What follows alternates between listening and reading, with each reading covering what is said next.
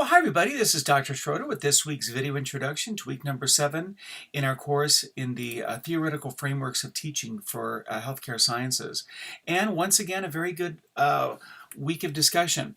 Of course, I missed being with you last week via video introduction. I had some traveling to a conference and some trainings that I was participating in, and so just did not have the time to sit down and actually make, or just an appropriate place to sit down and do a video. But happy to be with you again this week. And in week number 6, once again, a very nice week of discussion. In week number 6, the focus was on, and the concept was on culturally responsive teaching. And just to wrap up here, and I'll be giving some more feedback in the forums as we wrap up this week. But the idea here is that individuals from various cultural backgrounds have been found to sometimes learn in different ways or respond to different types of teaching. The main takeaway here is to realize that not every student is made the same.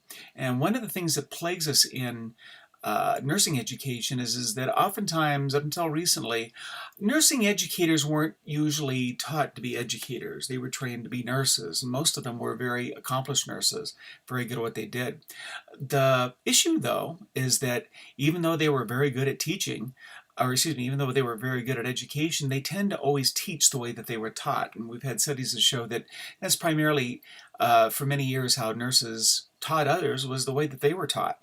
And the way that one nurse is taught is not necessarily the best way for another. And you've probably run into this or remember this from your ADN program. If you had a nurse that seemed like they were very old school and didn't seem like they were able to really meet the class needs in those ways, because there was either an age diversity or cultural diversity. You kind of sort of understand what I'm talking about.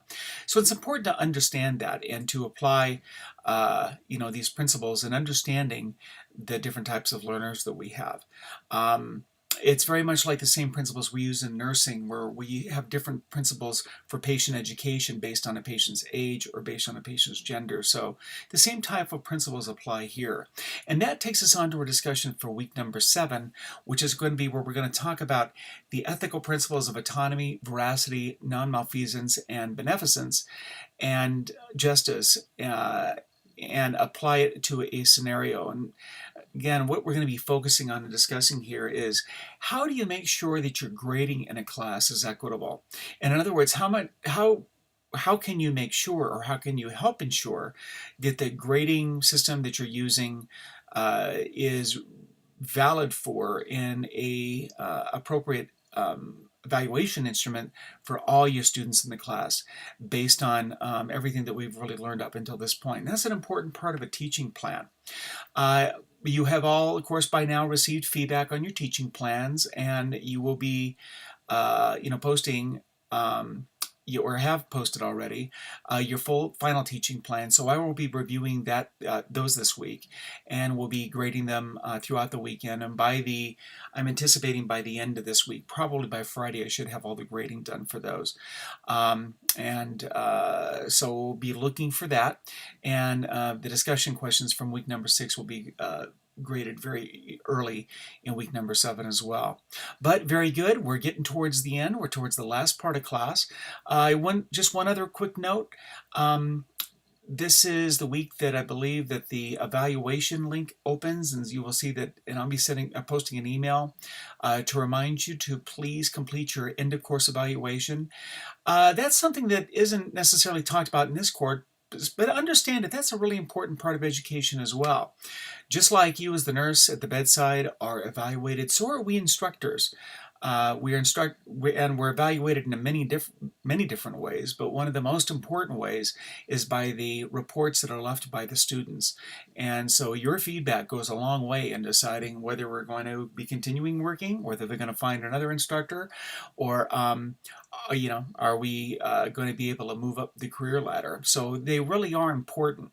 I encourage you to be honest with your feedback, but just realize that feedback is important. And also, not only are you going to be evaluating the instructor, but also the curriculum itself, the assignments that you've had, the workload, etc.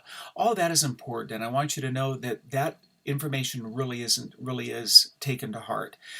We review the evaluations every class. We make adjustments based on that. And in fact, my using these video introductions came about from a suggestion that I've had from some students, who said, that would really be helpful. I posted a little how-to video once, and I got so much, oh my gosh, that was just the greatest thing in the world kind of feedback that I started to do it weekly, and the feedback has been positive. I'd be curious to hear how, your feedback on it as well as other aspects of the course. So keep up the hard work. We're almost there. Just another week to go after this one. Enjoy your first part of summer here if you're on some sort of a summer schedule where you can do that. And I look forward to seeing your class and participating with you in discussion forums. See you there.